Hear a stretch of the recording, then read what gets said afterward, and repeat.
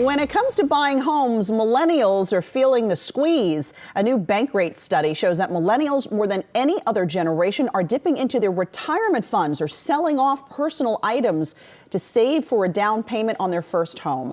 Joining us now for a first on Yahoo Finance is Deborah Kearns, Bankrate mortgage analyst. Good morning, Deborah. Good morning. So why are millennials feeling so squeezed when it comes to that down payment?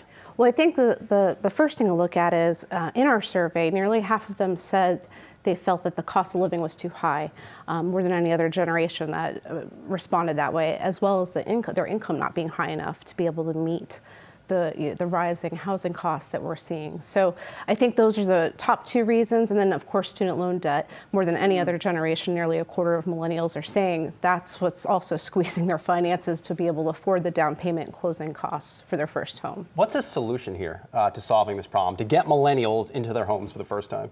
Right. Well, I think, first of all, we need more houses to be built. As you know, there's a huge lack of affordable inventory of homes on the market, for starters. It's really hard to find that starter home that you traditionally would make your entry into the housing market. So I think millennials are going to have to maybe downsize their expectations. That first home is not. It's always tough to do with millennials, right? It is. Well, but I mean, I think they have to downsize their expectations and really evaluate what their budget will get them, their monthly budget. Just because a lender tells you you can qualify for a $300,000 loan does not mean your budget can handle. Very good point. And I guess also I was happy to see that a lot of millennials are taking advantage of home buyer grants and federal assistance programs. Talk to us more about that.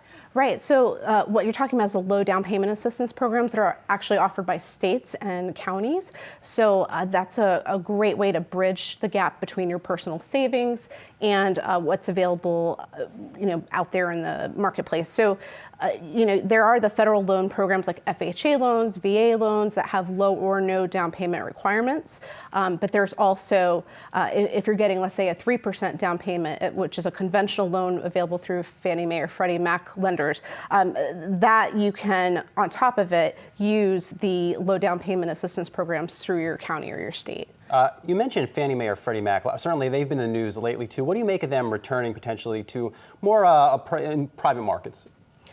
Right. Well, I think that's just going to be, it's kind of an unknown right now in terms of what shape that's going to take. And, we don't have all the details as to what that'll look like. But it seems like their commitment is to making housing affordable. It seems like that's still the goal. So I think as long as, we have a mix of affordable housing solutions in communities, as well as loan programs continuing to offer those credit accessibility and whatnot, I think that we'll continue to see home ownership be able to expand. But folks have to take the onus on them to really understand what goes into the budget. How do I make this work for me? And maybe just downsizing expectations both in the size and cost of their home, and just so chill on that McMansion. Yeah, I don't think McMansions are in anymore. That's true. I think those days are gone. In addition to tapping into their retirement funds, which can be troubling, but a lot of people do this for first-time home buyers, especially. And sometimes the penalties are less if you're doing that, depending on what kind of retirement plan you have. But your survey also found that a lot of millennials are moving back home or moving in with friends more than previous generations, right? Yes, that's correct too. So I think that's also a kind of an outcome of the student loan debt crisis, right? People are just feeling crushed by their student loan debt. So in order to save up some money, not only for their down payment for a house, but also to pay off bills and maybe make a dent in those student loans, people are moving back in with their parents to try to save on costs. And, if you have parents that are willing to help you out, I mean, that's a great way to save money. Take advantage of it, right? Right. But not everybody has that support network. So we have to keep that in mind, too, that, it's not always an option for everyone.